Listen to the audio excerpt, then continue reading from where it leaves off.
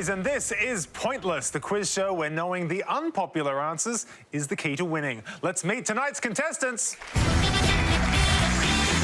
Couple number one.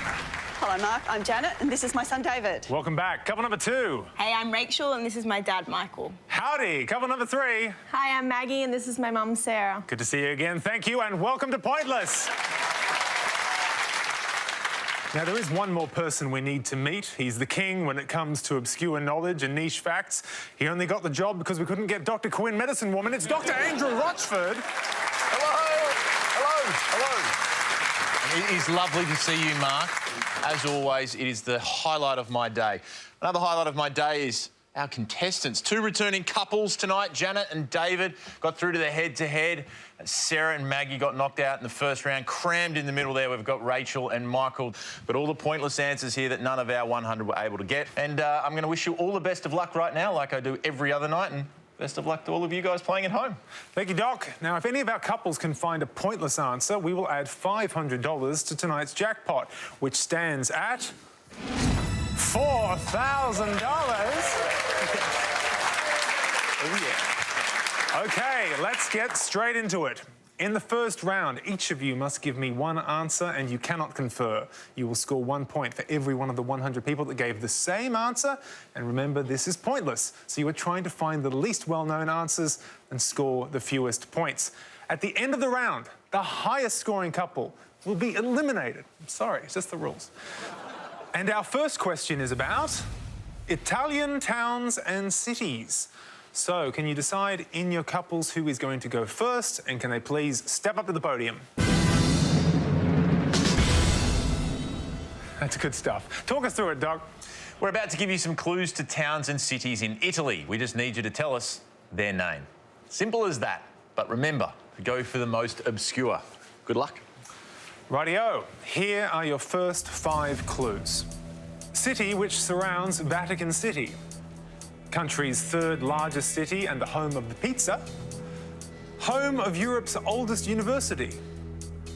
Hometown of Shakespeare's Romeo and Juliet. And hosted 2006 Winter Olympics. So, David, we are starting with you. Have you spent some time in Italy? I have, actually. Went there last year. It was great. Fantastic. So, do you think you'll be able to identify one of these? I think so. I'm going to go... Romeo and Juliet was in Verona. Verona, as the hometown of Shakespeare's Romeo and Juliet. Let's see if Verona is correct. And if so, how many people said it? Verona is correct. How many points can we get for David? We're getting down there. Quite a low score. Well done. 9 points. Great start, David. That trip obviously paid off. 3 of Shakespeare's plays were set in Verona, but there's no evidence that he ever actually went there. Rachel. Verona was the one I wanted as well. Of course. But I'll go for the Winter Olympics and Turin. Turin. All right. Hosted the 2006 Winter Olympics. We're saying Turin. Let's see if Turin is a correct answer and how many people said it. Turin is correct. Can we get down to David's score of 9? We are getting down there. This is a good score. Well, 8. Oh. Great start to this first round. There's something about the Winter Olympics I just love. I mean, you can literally really hurt yourself at the Winter Olympics. That's it. Let's just throw you down a tube in like a swimsuit and just see what happens. That's right. But yeah. there's a helmet. Maggie, do you want to talk us through the rest of the board? Look, I wish I could. The top one is Rome. The second one, I think it might be Venice, and I have no idea for the third one. So I'm just going to go with the top one as Rome. Fair enough. All right, as the city which surrounds Vatican City, we're going with Rome. Let's see if Maggie is correct. And how many people said Rome? Rome is correct. Are we going to get down to the... No, 53. But that's all right, you got a correct answer.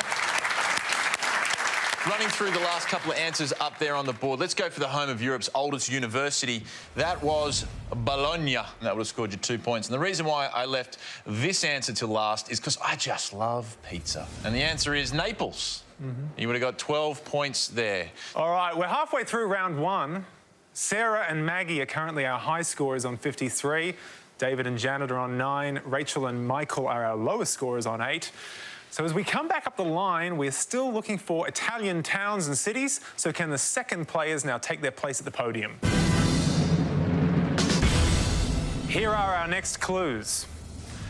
Birthplace of the lady with the lamp. A major seaport and birthplace of Columbus. Famous for its sloping bell tower. Has hosted the Italian Formula One Grand Prix since 1981, and where gondoliers regularly travel on canals. Sarah, we don't want to see you get knocked out in the first round again, so no, definitely not. No pressure. I think the first board was much more friendly for me, and now I'm tossing up. I have a certain, and then I have a one I'm not sure of. I might just have to go for glory. I think the F1 is Mons. Mons has hosted Italian Formula One Grand Prix since 1981. Let's see if Mons is correct, and if so, how many people said it? Oh, I know what it is now. I know what it is. Okay, Michael. I think I'll go for the bottom one, where gondoliers regularly travel on canals, and that's Venice. Venice. All right, let's see if Venice is correct, and how many people said it? Venice is correct. How many points? 63. That's fine. Well played, Michael, going for the safe answer there. That's right. Gondola, flat-bottom boat, pushed around with a man using a pole. Now, Janet, Yeah. I'd love you to get a pointless answer. I would love to as well, but I don't think I can. Okay. Well, do you want to talk us through the board and come up with something? I think Florence Nightingale might have been born in Florence. It's Pisa where the bell tower is, but I'm going to try that the Formula One Grand Prix was in Milan. Milan. All right. Let's see if Milan has hosted the Italian Formula One GP since 1981. Is Milan correct? No. Sorry, Janet. 100 points for you. Big racing fans here, obviously. She's good. It's been hosted in the Italian city of Monza. I know. So close. I know. Unfortunately, you didn't get it, and that was 7 points if you said that at home. Looking through the rest, the birthplace of the lady with the lamp. Well done, Janet. You figured it out. Florence Nightingale was born there, and it is Florence. Major seaports and birthplace of Columbus was Genoa. That would have scored you 6 points. Great answer. And the famous sloping bell tower is Pisa. It would have scored you 40 points. They got through 3 stories of that building before they figured out that the foundations weren't great. They kept going? Oh, yeah. They settled, and then they just kept going. Okay. So that is the end of round 1. And the losing couple with the high score of 153 are Sarah and Maggie. It's been great having you with us tonight, but for now, it is goodbye. But join us after the break when we play head-to-head.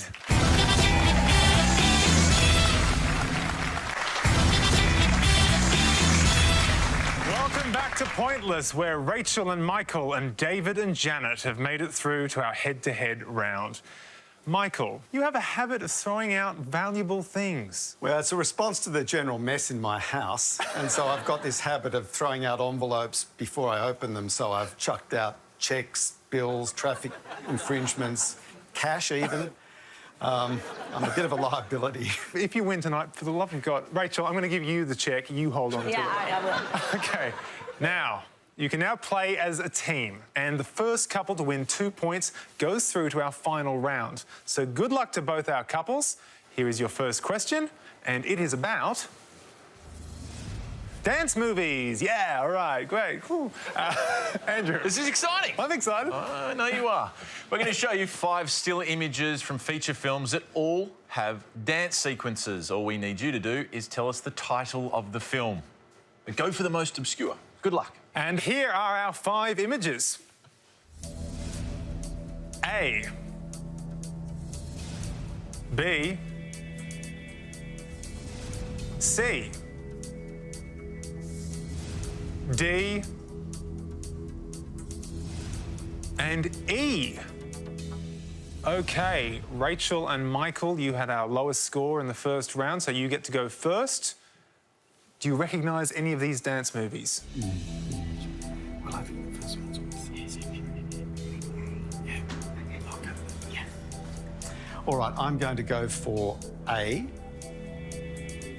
And I think that's West Side Story.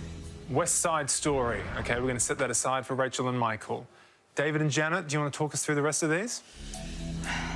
Well, B's Saturday Night Fever. Yeah. C's an Elvis movie. Is A Black Swan? Is that what it was called? That was a movie. Yeah. No. I don't know what D is. I don't know that at all. It looks like Dirty Dancing, but in the water instead. Dirty Swimming? Should we be safe? No. D, Dirty Dancing? Okay, we're going with Dirty Dancing, not Dirty Swimming? Yeah. Great. Okay, all right, we're going back to Rachel and Michael. Their answer was A, West Side Story. Let's see if that's correct and how many people said it. West Side Story is correct. How many points can we get here? We're getting down there. Oh, that's remarkably low, 11 points. Wow. It's a lot lower than I expected. Very ignorant group of 100 people. Sorry. Constantly going after our 100. Yeah, that's right. I just love musicals. All right, David and Janet, you want to score 10 points or fewer. You've gone for D, Dirty Dancing. Let's see if Dirty Dancing is correct and how many people said it. Dirty Dancing is correct. Yeah. Well done. Can we get down below 11? We're getting down there. It's very close. Oh, no.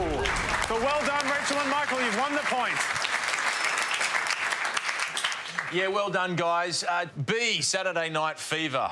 Well pointed out there. Would have scored you 47 points. You got any moves? Well, yeah. But I actually wrote a Latin-themed disco musical when I was in high school called Saturday Night Caesar. And to answer your question, no, I didn't have a girlfriend. C is an Elvis movie. Well done, Janet. That is the king, Elvis Presley, there in one of his 31 films. Viva Las Vegas. Good answer if you got it at home. Would have scored you 2 points. E. Anyone get E? Can you pick E, Mark? Is that centre stage? It is centre stage. Best answer on the board would have scored you 1 point. Good start to the head-to-head. And after one question, Rachel and Michael take the lead, which means that David and Janet must win the next point to stay in the competition. Let's see if they can do it after the break.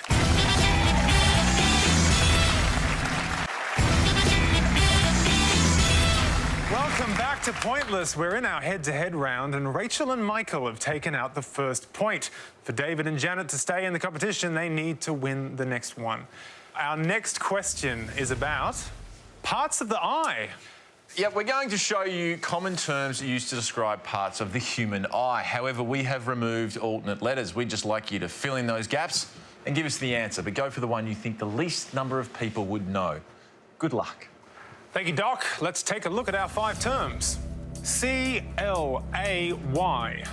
U-C-E, C-R-E, O-T-C, E-V, P-P-L, and R-T-N.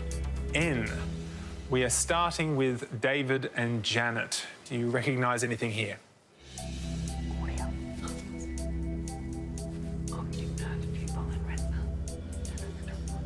Let's go for the third one down. We'll go optic nerve. Optic nerve. OK, we're setting that aside for David and Janet. Rachel and Michael, do you want to talk us through the rest of these? I think the second one is the cornea, the third one optic nerve, the fourth is the pupil, and the fifth is the retina. Yeah, the cornea.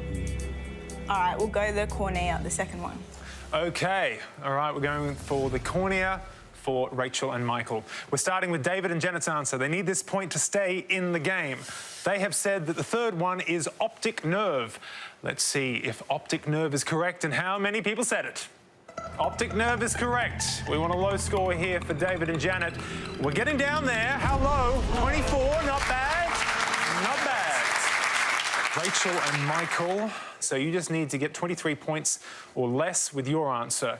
You said that the second option was cornea. So, to go through to the jackpot round, let's see if cornea is correct and how many people said it. Cornea is correct. Will it be below 24? Oh, no. Well, there you have it, David and Janet. You've won the point. It's a tie game. Yes, you rightly pointed out there that the fourth one down was pupil, which is the opening at the front of the eye there. That would have scored you 91. The bottom one, retina, again, well pointed out there. That is at the back of the eye. That's where all the light sensors, the photoreceptors sit. But the answer on the board that we were all looking for is the top one because it was, in fact, a pointless answer, and that is a ciliary muscle. Very well done if you said that at home. It is the muscle involved with opening and closing of the light that goes into the eye, and that's how you focus. Thank you, Doc. So, with our couples on 1 point each, we need to take a decider question. And our third question tonight is about tea. Andrew. We're going to show you some clues to facts about teas. We would just like you to give us the answer, but also remembering to go for the most obscure. Good luck. And here are your 5 clues. American city that was the location of the 1773 Tea Party protests. The name of a Chinese tea that means black dragon. Island nation that produces Ceylon tea. Singer who advertised Dilmah tea when it launched in Australia. And Australian tea grower based in Murwillumbah, New South Wales. OK, so we are starting with Rachel and Michael here.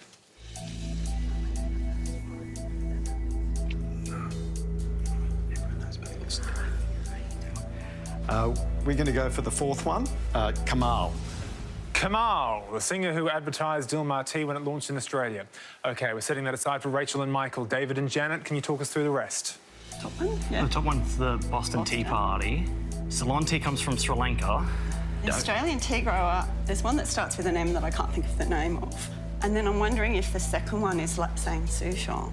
Does that mean black dragon? So what do you like out of those? Go for the Chinese tea. OK, we'll try Lapsang Souchong for the second one. For the second one, Lapsang Souchong, the name of a Chinese tea that means black dragon.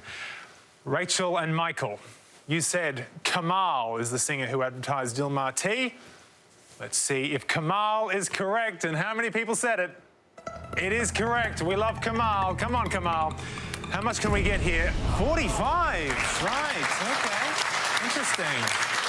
David and Janet, if you score lower than 45, you're going through to the jackpot round. You have said Lapsang Souchong as the name of a Chinese tea that means black dragon. Let's see if that is correct. And if so, how many people said it? Oh! Sorry, dude. Oh, no. That means Rachel and Michael, you've won the point. You go through to the jackpot round. Well done.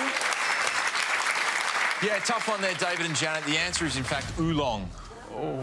Would have scored you 9 points if you said that at home. Well played. Running through the rest of the board, you rightly pointed out it is the Boston Tea Party when they threw all the crates of tea over into the harbour in Boston. Would have scored you 55 points. The island nation that produces Ceylon tea is Sri Lanka. Well done if you said that. That would have scored you 47 points. And Janet, you were close. You said a company that starts with an M. It is Madura. Yeah. And it was the best answer on the board. Would have scored you 8 points and got you over the line. But you guys played very well. David and Janet, you put up a valiant effort tonight, but it just wasn't enough. Thank you so much for playing Pointless. And stay with us when, after the break, Rachel and Michael play for tonight's jackpot.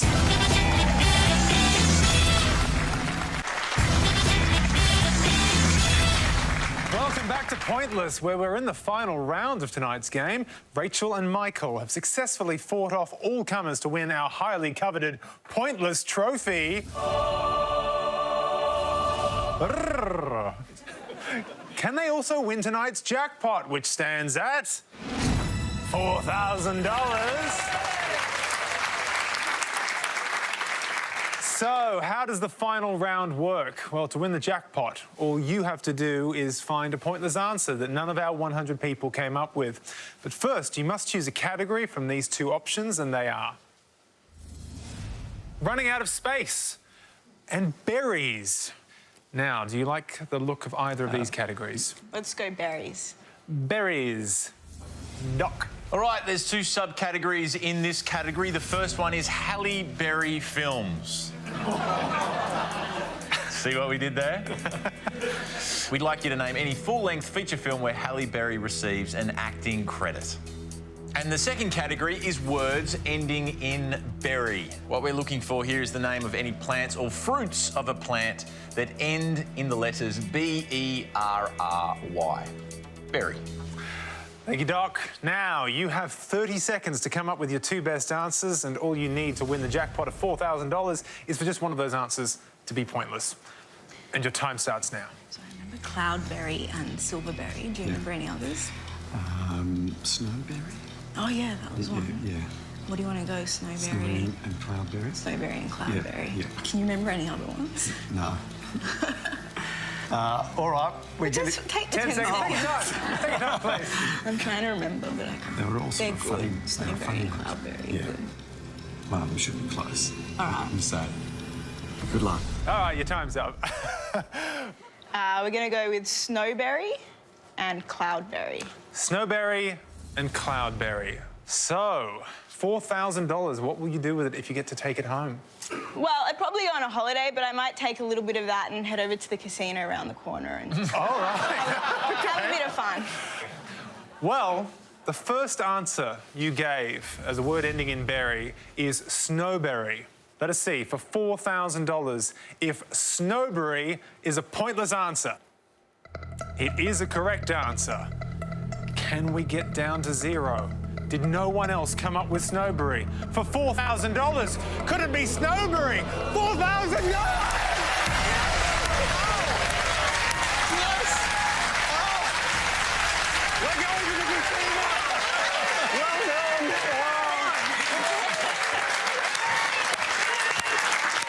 So, snowberry, 100% spot on. Cloudberry, also a pointless answer. And I've got a funny feeling you guys could keep going. How was silverberry? Was Yeah, that pointless too? answer. Yeah. You need anything about berries, come and find these guys. They're all over it. Very well done, guys. Well, great job, Rachel and Michael. You are taking away tonight's jackpot of $4,000. Yes.